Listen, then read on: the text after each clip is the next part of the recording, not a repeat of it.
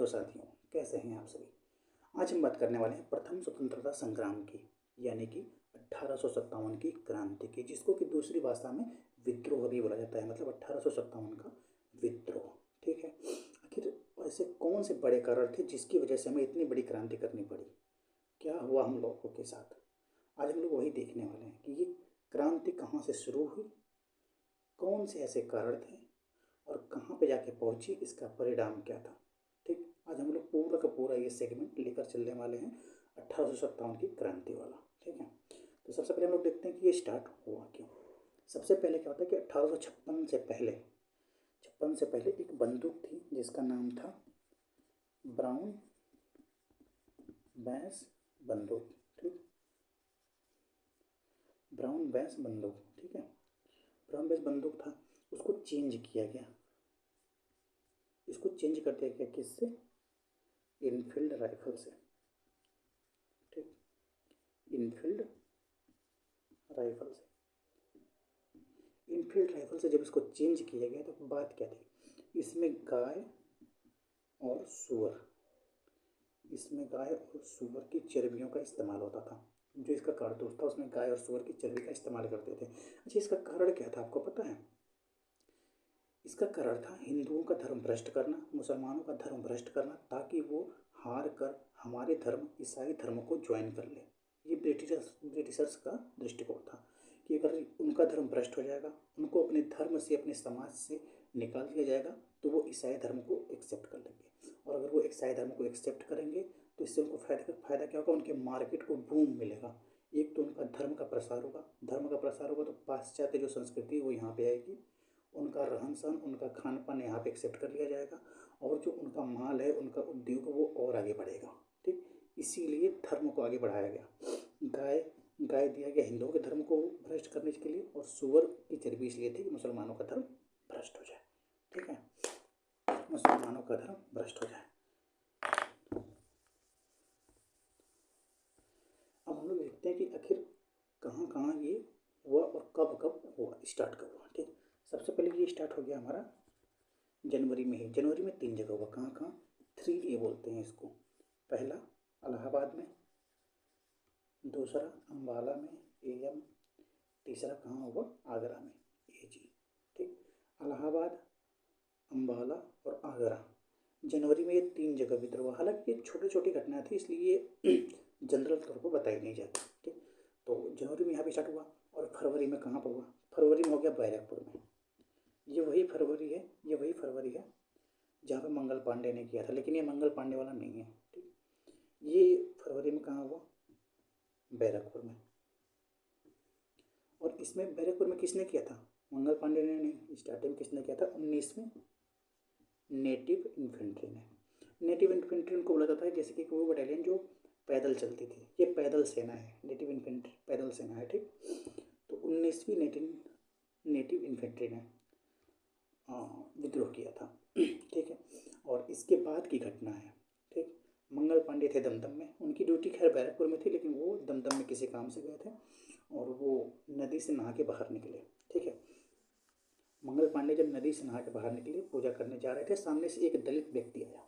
जब दलित व्यक्ति आया तो उसकी परछाई इनके पैरों पे आने ही वाली थी, तो मंगल पांडे ने उनको दूर से भगा दिया कि भगो यहाँ से, तुम्हारी परछाई मेरे पैर पे आने वाली है। तो उस दलित ने मंगल पांडे को बोला कि हमारे परछाई से, हमारे छूने से तुमको छूत लगती है, परछाई से छूत लगती है, तुम्हारा धर्म भ्रष्ट हो जाता है। और जो तुम वो कारतूस सुअर और गाय की चर्बी वाला जो अपने मुंह से काट रहे हो, उससे तुम्हारा धर्म भ्रष्ट नहीं होता है। तो मंगल पांडे को कहाँ पता चला? दमदम में पता चला। ये कहाँ पता चला? दमदम में पता चला कि उस कारतूस में गाय और सुअर की चर्बी लगी हुई है। मंगल पांडे वहाँ से तुरंत जाते हैं बैरकपुर, जहाँ उनकी ड्यूटी थी। ठीक, देखिए ये हो गए हमारे मंगल पांडे MP। इनको पता कहाँ चला? दमदम में। दमदम में पता चला कि उस कारतूस में सुअर और गाय की चर्बी है, और फिर वहाँ से जहाँ इनकी ड्यूटी थी वहाँ पे चले गए। कहाँ? बैरकपुर में। बैरकपुर में। अब मंगल पांडे की कौन सी नेटिव इन्फेंट्री थी? 34। ठीक, 34वीं रेजिमेंट थी मंगल पांडे की। और 34वीं रेजिमेंट, ये अपनी रेजिमेंट को लेकर विद्रोह कर देते हैं। ठीक, और मंगल पांडे 2 लोग को मार देते हैं। किसको किसको मारते हैं? एक रहता है ट्रेनर बाब, ट्रेनर बाब, और दूसरा कौन होता है, ट्रेनर बाब होता है, ठीक है। और दूसरा लेफ्टिनेंट हियर से होता है ना, दूसरा होता है लेफ्टिनेंट हियर से। इसमें 2 लोगों को मारा जाता है। इसी को लेकर 29 मार्च को जब मंगल पांडे ने विद्रोह किया अपने बटालियन को लेकर, तो लेफ्टिनेंट हियर से और ट्रेनर बाब को उन्होंने मार दिया। जब इन दोनों लोग को मारा तो इसी को लेकर इनको 8 अप्रैल को फांसी दे दी गई, ठीक, 8 अप्रैल को फांसी दे दी गई। अब यहाँ पे मंगल पांडे का भी चैप्टर समाप्त हो गया। अब आती है बात बहुत ही इम्पोर्टेंट मेरठ की। मेरठ, ये जो मेरठ है ये इसलिए इम्पोर्टेंट है, बहुत ज़्यादा इम्पोर्टेंट है, ये बताते हैं क्यों। देखिए पहले है मेरठ। मेरठ में, मेरठ का जो परेड ग्राउंड है वहाँ पे कार्बाइनस की परेड बुलाई जाती है। कार्बाइनस इन द सेंस कि कोई भी बड़ा अधिकारी आता है तो उसको स्वागत के लिए परेड की जाती है। तो एक कार्बाइनल करके एक ब्रिटिश अधिकारी थे, वो आए हुए थे, तो उनकी कार्बाइनस की परेड होती है, ठीक। कौन सी ये परेड पूछ सकता है, कार्बाइनस की परेड, ठीक, कार्बाइनस की परेड बुलाई जाती है। और वहाँ से, वहाँ पर इनफील्ड राइफल सभी जो वहाँ की सेना होती है उसको दे दिया जाता है, ठीक, जो कि 3री रेजिमेंट होती है। हमने कौन कौन सी पढ़ा, 19वीं रेजिमेंट पढ़ा जिसने विद्रोह किया था फरवरी में बैरकपुर में। हमने पढ़ा 34वीं रेजिमेंट जो मंगल पांडे ने 34वीं रेजिमेंट को लेकर विद्रोह किया। अब यहाँ पे 3री रेजिमेंट विद्रोह करती है, ठीक, क्योंकि देखिए जो कार्बाइनस की परेड होती है वहाँ पे 3री रेजिमेंट के जो सेना होती है, जो सैनिक होते हैं, उनसे उनको परेड कराया जाता है और इनको वो बंदूक दी जाती है। कौन सी बंदूक, वही इनफील्ड राइफल,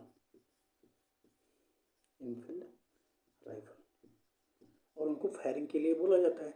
तो फायरिंग तो तभी करेंगे ना जब कारतूस को दांत से चबा के उसमें लगाएंगे, ठीक है। तो उन्होंने काटने से मना कर दिया कि भैया ये हमसे नहीं होगा। अच्छा, 3रे रेजिमेंट में कितने होते हैं, 90 सैनिक थे। 90 में से 85 ने विद्रोह कर दिया कि ये हमसे ना हो पाएगा, ठीक है। जब 85 ने विद्रोह किया तो इनको क्या किया गया, 9 मई को परेड ग्राउंड में बुला के इनको कोर्ट मार्शल किया गया, इनको सेना से हटा दिया गया, ठीक। 9 मई को इनको हटा दिया गया और 10 मई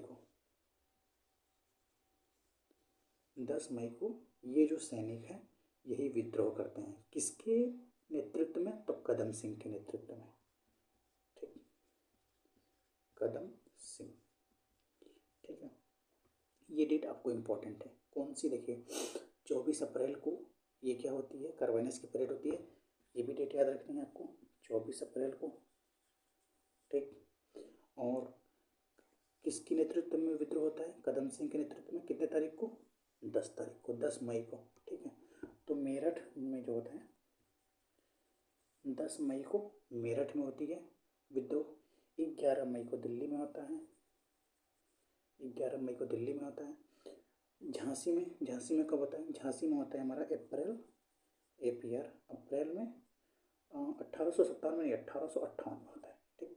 अप्रैल 1858 में होता है, कहाँ पे, झांसी में। और लखनऊ में होता है हमारा 4 जून, लखनऊ में होता है 4 जून को। और उसके बाद कानपुर में होता है 5 जून को, ठीक है। अब इलाहाबाद का डेट स्पष्ट नहीं मिलता है तो वो मैं नहीं लिखूंगा, झूठ मूठ कर लिखूंगा तो गलत हो जाएगा वो, ठीक है। अब हमको ये जो 5-6 जो मैंने नाम लिखे हैं ना, ये यहाँ का नेतृत्व करता कौन था, आखिर 1857 में यहाँ का नेतृत्व करता कौन था, ये इंपॉर्टेंट क्वेश्चन है, ठीक। देखिए एक सेकेंड। तो अब हम देखते हैं कि नेतृत्व करता कौन था, ठीक। चलिए, मेरठ में कौन, अभी मैंने बताया यहाँ पर नाम लिखा था कदम सिंह, ठीक। मेरठ का नेतृत्व करता कौन से, कदम सिंह। दिल्ली में कौन थे, मुगल बादशाह, इनका भी नाम बताना पड़ेगा। चलिए, झांसी में कौन थी, झांसी की रानी लक्ष्मीबाई, मतलब लक्ष्मीबाई। लखनऊ में कौन थे, नाना साहब, नहीं हजरत महल, सॉरी हजरत महल, है ना। और कानपुर में कौन थे, नाना साहब। और इलाहाबाद में कौन थे, लियाकत अली। लियाकत अली खान। ठीक है, अब ये 6 नाम आपको बहुत इंपॉर्टेंट है। ये मैंने है तो उसमें 50 नाम, लेकिन मैंने 6 नाम छांट के निकाले हुए हैं, ये जो इम्पोर्टेंट है आपके लिए। ये किसी भी एग्जाम में आ सकते हैं कि जो 1857 की क्रांति थी उसमें मेरठ में किसने नेतृत्व किया था, दिल्ली में किसने किया था, झांसी में किसने किया था, लखनऊ में किसने किया था, कानपुर में किसने किया था, इलाहाबाद में किसने किया था। और मैंने डेट भी सबकी बता दी। डेट मैं फिर से बता दे रहा हूँ। पहला कौन सा है, ये मेरठ। ठीक है, तो मेरठ मेरठ में कितने तारीख को हुआ था, 10 मई को, क्योंकि 9 मई को वहाँ की सेना को, जो 3री रेजिमेंट की सेना थी, उनको क्या किया गया, उनका कोर्ट मार्शल कर दिया गया। तो वही सेना जो 9 मई को कोर्ट मार्शल हुआ, 10 मई को वही सेना विद्रोह कर देती है। ठीक, और दिल्ली में कब हुआ, 11 मई को। सोचो, मेरठ में 10, दिल्ली में 11। ठीक, और झांसी, इसका डेट याद नहीं करना कि ये डायरेक्ट 1858 में हुई थी, 57 में हुई ही नहीं, है ना। तो अप्रैल 1858 में झांसी में हुआ। लखनऊ में क्या हुआ, लखनऊ में 4 जून को। ठीक, लखनऊ में 4 जून को। कानपुर में कब हुआ, कानपुर में हुआ 5 जून को। और इलाहाबाद में इसका डेट स्पष्ट नहीं है, नाम मैं फिर से ले ले रहा हूँ। मेरठ में कदम सिंह के नेतृत्व में, दिल्ली में मुगल बादशाह के नेतृत्व में, झांसी में लक्ष्मीबाई, लखनऊ में हजरत महल, और कानपुर में नाना साहब, और इलाहाबाद में लियाकत अली साहब। ठीक है, तो ये हो चुका हमारा यहाँ तक कंप्लीट। अब हम चलते हैं कारणों पे, जो मैंने यहाँ पॉइंट बना रखे हैं ताकि एक भी पॉइंट आपका मिस ना हो। ठीक, यहाँ पे मैंने सारे पॉइंट बना रखे हैं। इंक खत्म हो गया, शायद कल खरीदना पड़ेगा ना। तो अब हम देख लेते हैं कि इसका मतलब क्या क्या कारण है। ओह सॉरी, मैंने इसको क्यों खींचा। कारण में हम सबसे पहले कारण की बात करें तो 1765 में क्या था। 1764 में युद्ध जीता गया बक्सर का।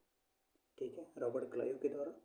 1765 में इलाहाबाद की संधि हुई और द्वैत शासन लगा दिया गया। द्वैत शासन में क्या था, द्वैत शासन में ये था, भाई साहब भू राजस्व हम वसूलेंगे, ठीक है, और वहाँ की जो जिम्मेदारी है वो तुम निभाओ।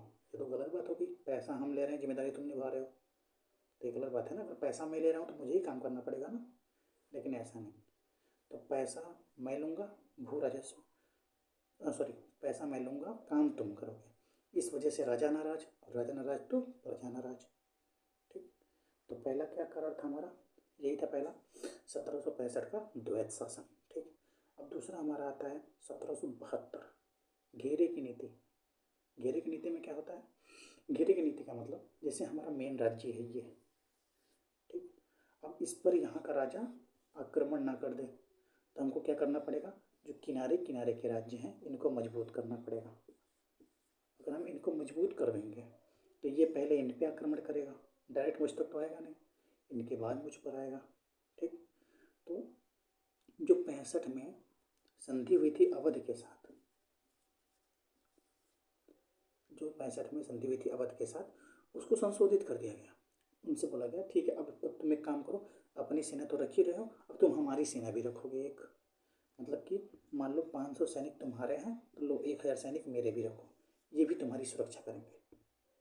राजा को तो पता है भाई साहब हमारे लिए 500 सैनिक बहुत हैं, लेकिन उसको मजबूरी में रखना पड़ रहा है क्योंकि अब वो एक बार उनसे दब चुका है, तो अब इनको भी रख रहा है और इनको भी रख रहा है, टोटल 1500 सैनिक। जो पहले 500 सैनिक का वेतन देता था, अब वो कितने का देगा, 1500 सैनिक का।